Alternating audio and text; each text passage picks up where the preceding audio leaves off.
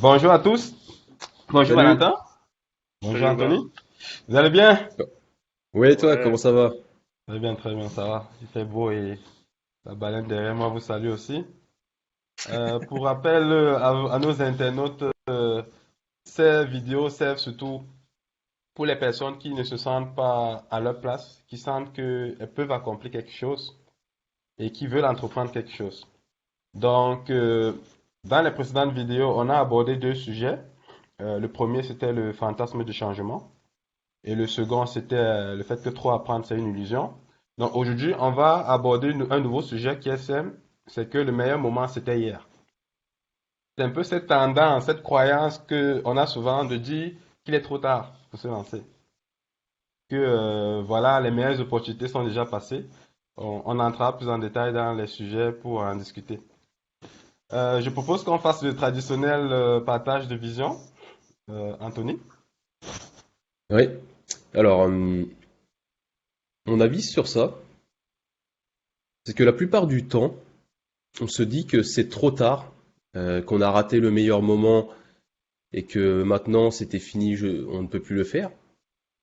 Alors qu'à l'instant où on se dit que le meilleur moment c'était hier et que pour commencer c'est aujourd'hui, on n'a plus cette problématique de penser au passé, mais on est capable de mettre quelque chose aujourd'hui dans le présent pour qu'après on puisse se dire, bah, le meilleur moment, c'était le moment où je commence. Parce que c'est bien de penser à chaque fois que c'était hier. C'était tout le temps hier, de toute manière, hein. Mais aujourd'hui, si la première des choses sur laquelle vous devez vous pencher, c'est plutôt vous dire, bah, c'est quand que je mets en action ce que j'ai appris ou ce que je veux faire. Parce que le nombre d'années, de jours que vous allez attendre, ce sera le nombre de temps que vous aurez perdu. Et ce temps, une fois qu'il est perdu, vous ne pouvez plus le rattraper. Et c'est là que moi, dans mon entourage, je vois toutes ces personnes depuis l'enfance qui me parlent de leurs projets en me disant tout le temps que le meilleur moment c'était hier, alors que si ils avaient commencé lorsqu'ils avaient la maturité nécessaire, aujourd'hui ils seraient très loin. Et le projet aurait sûrement fonctionné ou pas, selon l'adaptabilité au monde et par rapport à aujourd'hui ce qu'on peut voir, cette crise sanitaire. Est-ce que vous êtes capable de digitaliser votre entreprise? Donc tous ces paramètres-là, avant de commencer, si vous les mettez directement sur le papier, vous pouvez aller loin. Mais bon, cessez d'attendre et passez tout de suite à l'action, parce que, comme je vous disais, le temps ne vous attend pas. Donc voilà C'est pour bien moi. ça. Ah, c'est bien ça. Concrètement, est-ce que tu aurais un exemple à nous, à partager avec nous? Tu as dit que tu avais beaucoup de personnes que tu as Oui. rencontrées dans ton entourage. Alors à l'époque, maintenant il y a 10 ans, j'avais un ami qui avait un concept de restaurant indien, mais c'est pas les restaurants indiens qu'on voit. Parce qu'en fait, aujourd'hui, si on fait une analyse sur les restaurants indiens, les mecs, ils prennent juste un local et ne réinvestissent pas d'argent pour développer leur business. On le voit bien au niveau de la vétusté des locaux. Les gens te payent des sommes astronomiques dès le début et après s'étonnent que dans quelques années, que leur entreprise coule. Lui, il avait un concept à l'époque où en fait, c'est dans ce restaurant, c'est comme si tu étais en Inde. En fait, reproduire vraiment l'ambiance de l'Inde. Et c'était un concept unique qui n'existait pas. S'il l'aurait sorti, ça aurait cartonné. C'est comme, tu te souviens, Valentin, Kodawari Ramen sur Paris. C'est comme si on était dans C'est une rue au exactement ce que Japon. j'allais dire. Ouais. C'est les seuls. C'est les seuls à faire ça. Et je comprends pas qu'il n'y ait pas autant de concepts de ce genre. Le C'est une rentre dedans. valeur sûre, assurée. Et en plus, si c'est bon, c'est tout bénef. Et aujourd'hui, il me dit, je suis content de ne jamais avoir sorti ce concept parce que regarde, aujourd'hui, j'aurais coulé. Je lui ai dit, non, t'aurais pas coulé. Tu te serais adapté à la situation. Et vous voyez, c'est le genre d'exemple que, voilà, pendant 10 ans, il n'a rien fait. Aujourd'hui, on peut voir que le type de restaurant comme Kodawari Ramen, il y a eu la crise, mais ils sont toujours là. Peu importe ce qui arrive, là aujourd'hui on va voir le pass sanitaire, bah écoute, pass sanitaire, bah, tu continues ta livraison, c'est bon, de toute façon les gens aiment. Le temps que ça passe, que les gens manifestent pour faire dégager ce pass, bah, aujourd'hui tu as de la trésorerie, tu as travaillé pendant 10 ans, tu as d'autres business normalement, donc tu peux tenir. Faut pas se dire parce qu'il y a quelque chose qui arrive aujourd'hui, bah, j'ai bien fait de ne pas le faire. Non, justement, tu as perdu cette expérience du temps aujourd'hui, et c'est ça que tu dois te dire. Donc voilà pour Ok. ce petit exemple.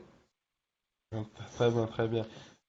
Effectivement, j'ai compris qu'il a perdu pas mal de temps, en fait, qu'il s'est donné des excuses et en plus qu'il essaie de rationaliser maintenant. J'ajouterais peut-être un petit bémol au niveau du pass sanitaire. C'est pas trop l'objet de cette vidéo. Disons que chacun va s'adapter. Ok, Valentin, je vois que tu as visiblement des choses à Ben, nous dire. écoute, l'exemple du restaurant est bien pour moi parce que moi, le meilleur temps, en fait, il y en a pas vraiment parce que le monde évolue sans cesse. Qui dit un environnement en mouvement dit des opportunités qui se créent en fait chaque jour. Donc, pour moi, voilà, si on a l'impression que c'était mieux hier, c'est parce qu'on voit les résultats aujourd'hui. Alors que, comme l'a dit Anthony, si on commence à s'y prendre maintenant, eh ben, demain, les gens qui diront oh, c'était mieux hier, ben, c'est parce que nous, on aura commencé au jour d'aujourd'hui. Euh, comment on pourrait faire ça? Ben, pour moi, tout simplement, en étudiant un petit peu les tendances et les marchés actuels, pour reprendre le restaurant, si on aurait une idée, un concept de restaurant, eh ben, ce serait tout simplement de s'adapter avec les livraisons à emporter. On est passionné par le digital, eh ben, il suffit de se renseigner un petit peu sur ce qui marche sur le digital. En fait, il y a des opportunités vraiment partout, partout et en tout temps. Et une bonne idée, en fait, pour peut-être trouver un peu l'idée, parce que ça demande aussi un petit peu de réflexion, ce serait dès qu'on a une idée, de la noter dans un carnet et de relire ses notes un petit peu de temps en temps. Et si ça existe déjà, euh, c'est d'être en fait le meilleur de son marché. C'est encore une fois pour reprendre l'exemple d'Anthony avec le restaurant indien, c'est pas parce que des restaurants indiens existent que ça ne peut pas marcher pour vous. Donc voilà, soyez le meilleur dans le domaine et tout ira bien. Ah, ça, c'est bien Deuxième, ça. Oui, ouais, vas-y. deuxième petit conseil, c'est euh, quand on a l'impression que le meilleur moment c'était hier, c'est que généralement on est trop focalisé sur l'argent que ça pourrait rapporter. Ah non, mais le meilleur moment c'était hier, aujourd'hui je peux plus gagner d'argent avec. L'erreur à ne pas faire, c'est de se focaliser. En fait, il faut pas se focaliser sur ce qui rapporte un max, mais sur ce qui nous correspond. Parce que si on se concentre sur ce qui marche et ce qui rapporte de l'argent, on pourra pas tenir sur la durée. On cherchera le résultat rapide et impactant, et ça, bah, généralement, ça marchera pas en fait. Euh, pour parler un petit peu de de ma propre histoire, c'est que quand je me suis intéressé un petit peu à l'entrepreneuriat, c'était surtout à l'indépendance financière et bah, je m'étais intéressé à l'immobilier, mais l'immobilier, c'était avant tout pour être indépendant financièrement et pas forcément pour l'immobilier. Ce qui était une erreur parce que je voulais avancer trop vite dedans. Et puis après, voilà, je m'intéressais un petit peu à d'autres types de business, mais je le faisais avant tout pour être indépendant financièrement et pas pour développer ma vie professionnelle et apporter de la valeur aux autres. Et puis voilà. Puis dernier petit conseil pour cette partie-là, ne soyez pas pressé du coup de réussir parce que les projets demandent du temps et parfois on voit un peu les success stories où les gens explosent très rapidement, mais on raconte jamais que ces personnes-là généralement elles peuvent aussi redescendre très rapidement. Donc voilà, restez en phase avec vos idées, euh, soyez patient, travaillez dessus et, euh, et voilà, c'est tout pour moi. Good. Merci beaucoup. C'était très riche, effectivement. Euh, Moi, je dirais que chaque fois que j'ai eu affaire à cette problématique, pour quelqu'un de mon entourage, de se dire, voilà, il est à trop tard pour X raisons, c'est parce que, en tout cas, une des raisons, je pense, que les gens, ils n'ont pas conscience que c'est eux-mêmes qui créent leur meilleur moment. C'est-à-dire que, pour vous donner une petite histoire, j'avais un ami qui était au chômage. Il était avec sa copine. Et à l'époque, j'étais en Alsace. Je travaillais sur mon projet. Et en discutant avec lui, il est ressorti qu'il aimait beaucoup l'aviation. Bon, il aurait aimé travailler dans la météo, tout ça. Et puis je lui dis, mais qu'est-ce que tu attends? Tu es au chômage, tu as du temps, quoi. Tu as des ressources, tu peux prendre le temps que tu alloues à la guitare, je sais pas trop. Voilà, tu peux le prendre pour te faire une formation. Il y a des formations en ligne, certainement. Il m'a dit non, je peux plus parce que voilà, aujourd'hui j'ai 35 ans, je suis avec ma copine, bon, patati patata. Il m'a donné plein de raisons pour lesquelles il pouvait plus sous prétexte que la période où il faisait l'école était à passer. 2 ans plus tard, il rentre avec sa copine, donc non, sa copine rentre avec lui. Et là, coup de tonnerre, en un an, il a fait la formation pour l'emploi, il s'est donné les moyens, il a postulé et aujourd'hui il travaille dans l'aviation. En un an. C'est-à-dire, il a passé 5 ans, il n'a pas bougé d'un seul iota pour faire ce qui était son rêve. Mais là, rupture, et là, il se met tout en place. C'est-à-dire que c'est très facile de se donner des excuses pour se dire que l'opportunité est passée, que les meilleures conditions c'était avant, et que maintenant, c'est pas possible. C'est un simple exemple de reconversion professionnelle. Il a vu lui-même que ça dépendait de lui. Il s'est donné les moyens. Et comme il s'est donné les moyens, il a créé son futur. Et c'est cette condition-là qui je trouve très, très primordiale. Déjà de se rendre compte que ce soit hier, demain, après-demain et tout, en ce qui te concerne, c'est toi qui crées ton meilleur moment. Tu ne le connais pas avant, mais c'est toi qui le crées. Si déjà toi, tu n'es pas participant, il ne va jamais arriver. Même si toutes les conditions sont réunies et que tu vas à un entretien et que toi, tu n'es pas prêt à saisir cette opportunité, ce meilleur moment-là n'arrivera pas. Tu ne vas pas conclure. Donc, on oublie souvent que pour que quelque chose se réalise, il y a nous, il y a peut-être l'extérieur, mais il y a d'abord nous. Donc, c'est Faut être nous qui prêt. créons notre. Voilà. C'est la petite leçon que je pourrais essayer d'un peu d'insuffler, c'est que c'est à chaque fois, c'est nous qui créons notre meilleur moment. Ok. Je suis d'accord. D'accord avec toi. Je suis d'accord. Ça c'est bien. Maintenant qu'on a fait le parcours un peu là sur les visions des uns et des autres là, concrètement, on sait très bien que voilà, c'est pas, il suffit pas de le connaître. C'est pas, voilà, c'est pas seulement aisé de connaître ce qu'on a dit là et puis de pouvoir l'exécuter. Qu'est-ce qu'on pourrait recommander à nos internautes là, concrètement, comme axe pratique pour ne pas rester trop longtemps bloqué par cette perception des choses? Valentin? Bah, ça serait pour moi de se concentrer sur la valeur. Je vais reprendre un petit peu ce que j'ai dit avant, mais ce serait de se concentrer sur la valeur avant de se concentrer sur l'argent. Parce que si on cherche toujours à courir après l'argent, généralement l'argent va nous fuir. C'est parce on a un état d'esprit en fait d'égoïste. On cherche c'est juste à vendre des produits ou des services pour pouvoir avoir de l'argent. Alors que si on crée réellement quelque chose d'utile, l'argent viendra de lui-même. Donc voilà, ça serait mon premier conseil. Le deuxième, ce serait de toujours vouloir donner 2 fois plus que ce qu'on demande.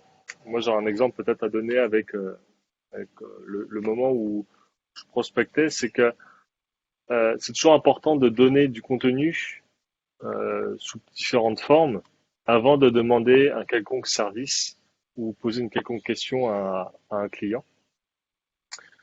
Et puis, ça serait de construire eh bien, des fondations solides pour pouvoir simplement tenir sur la distance, d'avoir quelque chose de concret et pas quelque chose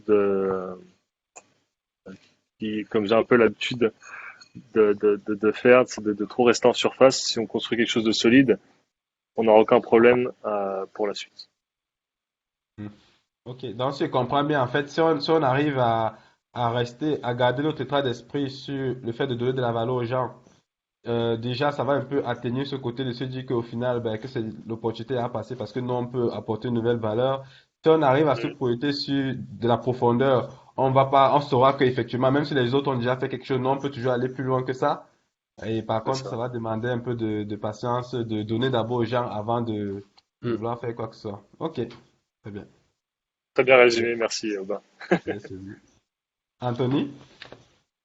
Alors moi, je dirais que pour pouvoir passer à l'action, tout simplement, bah, il faut arrêter de trop réfléchir, de demander l'approbation des autres, et plutôt être dans l'action pratiquement instantanée. C'est-à-dire que lorsqu'il y a un moment de réflexion entre l'action, enfin, il y a trop de pensée entre l'action et la pensée, hein, la réflexion arrive, et ce qui emmène la surréflexion.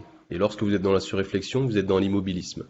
Donc au final, le meilleur moment, bah là, on pourra dire que oui, c'était hier parce que vous serez immobilisé et vous pourrez plus avancer. Oui, Donc voilà, effectivement.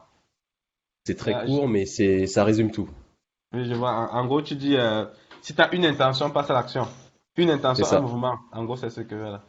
Parce que comme ça, avec une intention, un mouvement, tu n'as pas le temps de cogiter trop. Et du coup, tu réalises. Alors que si tu le fais, tu peux te dire, ah ouais, j'ai pensé à ça, mais.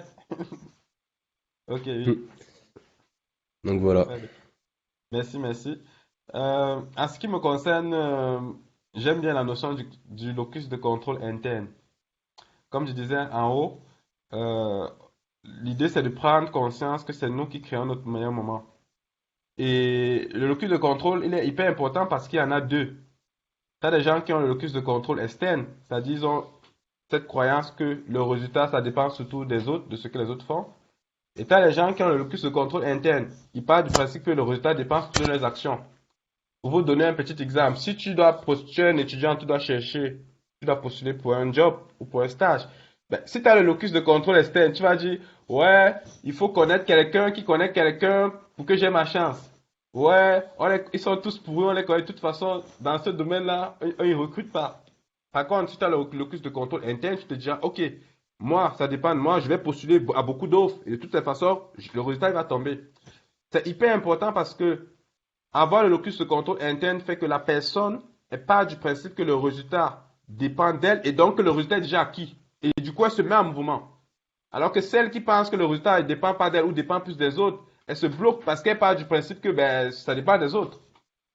Donc, moi, je rajouterais donc que voilà, cultiver le locus de contrôle interne, c'est hyper important. Là, j'ai pris l'exemple d'un stage, d'un job. Mais imaginez alors pour l'entrepreneuriat, c'est 10 fois, 100 fois plus difficile. Si déjà, toi, intérieurement, tu n'as pas cette croyance de te dire le résultat, je peux le faire par mes actions, ben, tu laisses tout l'entourage te décourager. Déjà que l'entourage, il t'encourage pas le plus souvent, mais tu rajoutes encore plus de la force à l'entourage. Donc, avoir le locus de contrôle interne, en tout cas le cultiver, même si tu ne l'as pas, le cultiver sur les petites actions, c'est hyper important parce que c'est une fondation majeure. Ça va être un peu comme le squelette qui va faire en sorte que, ok, l'opportunité est peut-être passée, ok, peut-être les meilleures conditions étaient là, mais toi, tu as le pouvoir de créer un nouveau meilleur moment pour toi. Tu as le pouvoir parce que ça dépend surtout de toi que des autres. Donc, c'est ça ma pensée par rapport à ça. Je ne sais pas si vous en pensez quelque chose, si vous voulez. Non, non, Ah, je suis assez d'accord, je suis assez d'accord avec toi. Et pour rebondir un petit peu, je vais peut-être te laisser présenter la dernière partie, parce que ce que tu viens de dire colle un petit peu avec la prochaine partie, c'est pour ça. d'accord. Ok. Hmm. Bon, la prochaine partie, on la connaît déjà, hein, c'est que, il y a tous des obstacles sur le chemin. Hmm. Il y a tous les obstacles sur le chemin. Comment est-ce que on aide dans nos internautes à les contourner d'un point de vue pragmatique avec des outils applicables de suite? Qui veut commencer? Anthony? Moi, je veux, hop, Bah, comme tu veux, Valentin, si tu veux, sinon je commence. Ok. euh, ouais, je veux bien commencer, c'est comme je disais juste avant, ce que tu as dit Aubin sur le locus de contrôle, sur les autres, sur un peu les facteurs externes. C'est important d'avoir le contrôle sur ses idées et surtout de ne pas en discuter avec n'importe qui.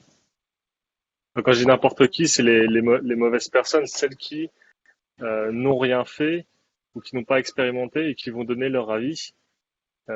c'est important de s'en éloigner parce qu'ils peuvent nous donner non seulement enfin, nous transmettre des ondes négatives, mais aussi des mauvais conseils et nous décourager. Déjà que c'est pas simple de se lancer si en plus les autres nous mettent des bâtons dans les roues, c'est pas bon. Mais ça, on peut éviter de les avoir si on n'en discute pas avec les entre guillemets les mauvaises personnes. C'est pas, elles sont pas forcément mauvaises volontairement.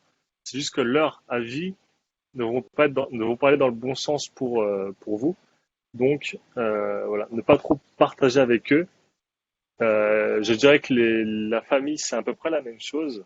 C'est bien de dire un petit peu ce qu'on fait, mais ne pas trop en dire parce que ils vont avoir peur pour nous.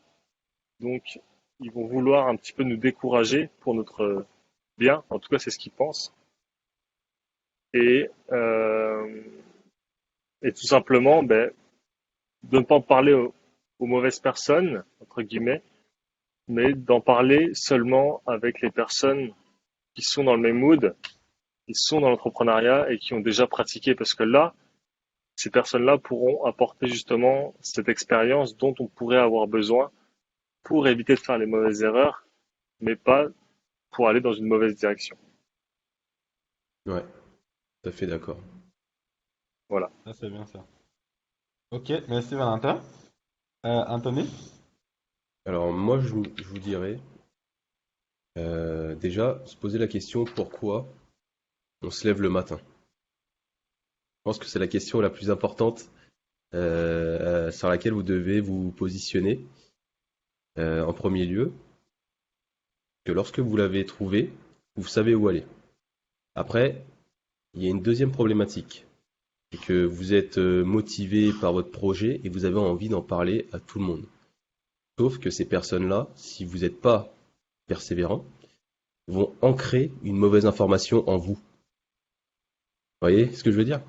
C'est qu'aujourd'hui, tout ce que vous aurez comme reconnaissance, c'est de la frustration de ces personnes qui ne sont pas capables de le faire. Donc, ils veulent absolument que vous aussi, vous ne le fassiez pas. Donc, ils vous vont ancrer une information comme quoi vous n'en avez pas la capacité. Après aussi, il y a la troisième partie, c'est de le vouloir. Est-ce que vous voulez vraiment faire ce projet? Parce que si des personnes vous parlent et ça vous met dans l'incertitude, c'est qu'au final, vous n'avez aucune foi en votre projet. Parce que lorsque vous êtes persévérant, vous êtes sur un rail, et le rail, personne vous enlève. Les gens qui sont devant, vous les écrasez. Vous continuez à avancer, quoi qu'il arrive. Et ça vous donne de la force, pour la plupart. Donc voilà, moi, pour l'application à mettre en place. Très bien. Savoir pourquoi on se lève et renforcer la foi en son projet, ça permet de se défendre contre les attaques extérieures qui veulent nous croire qu'on n'est pas capable. Cool. Merci Anthony. Euh, pour prolonger dans ce que tu as dit, pour ces personnes-là justement qui ont souvent du mal à avoir foi en leur projet, par moi j'ai constaté que on a beau le savoir, mais c'est pas évident, surtout au début, qu'on n'a pas encore de résultats positifs. Quand on n'a pas encore de résultats positifs pour croire en nous, pour avoir même la foi en ce projet. Et pour attacher ça à la notion de locus de contrôle, une chose que je proposerais, c'est d'utiliser des affirmations, centrées sur des principes véridiques. Ces affirmations ont pour but d'ancrer en nous la croyance que le résultat, il ne dépend que de nous, avec des principes véridiques. Je donne un exemple. Une des affirmations que j'utilisais beaucoup avant, c'était plus j'investis de l'énergie, plus je me rapproche de la solution. C'est tout simple comme tout, c'est vrai, parce que ben, si tu investis de l'énergie, peu importe ce que tu fais dans une direction, tu te rapproches du résultat, sans même connaître c'est quoi le résultat. Le simple fait d'écrire cette phrase, ou de te le répéter une vingtaine de fois, tu vas changer, tu vas sentir sur le moment un hic, en fait, ça va déclencher à toi, parce que ton inconscient, en fait, c'est lui qu'il faut convaincre, ta volonté. C'est au niveau de ton inconscient que ça se passe. Et en faisant ce genre de répétition, tu ancres l'information comme quoi ce résultat-là, il est à ma portée et que il suffit que je continue à investir de l'énergie et donc que je continue à être en mouvement. Et que par conséquent, ce n'est pas en restant en cogitant, en attendant l'approbation des autres que je vais avancer. Voilà un exemple d'affirmation. J'en ai utilisé plein d'autres, mais c'était juste pour illustrer. Les affirmations permettent, même quand vous n'avez pas encore de résultats visibles, tangibles, que vous allez montrer aux autres, Vous n'avez peut-être pas encore un chiffre d'affaires, vous n'avez même peut-être pas encore de clients, peut-être même votre produit n'est pas encore prêt puisque vous êtes au démarrage. C'est normal. Par contre, vous répétez que voilà, vous utilisez une information basée sur la vérité.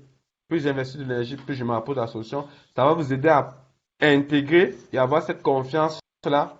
OK, tant que je travaille pour réaliser ce projet, je suis en train d'avancer et donc je suis sur le bon chemin. Et personne ne va me déterrer de cette certitude-là. OK, je ne sais pas si vous avez des commentaires à faire par rapport à ça. Bah, écoute, ça reprend un peu tout ce qu'on faisait, tout ce qu'on a dit plutôt tout à l'heure. Donc c'est très bien, c'est la foi en notre projet, la visualisation créatrice, c'est quelque chose de très fort. Permet à beaucoup justement de se voir, on va dire, au stade final de leur réussite.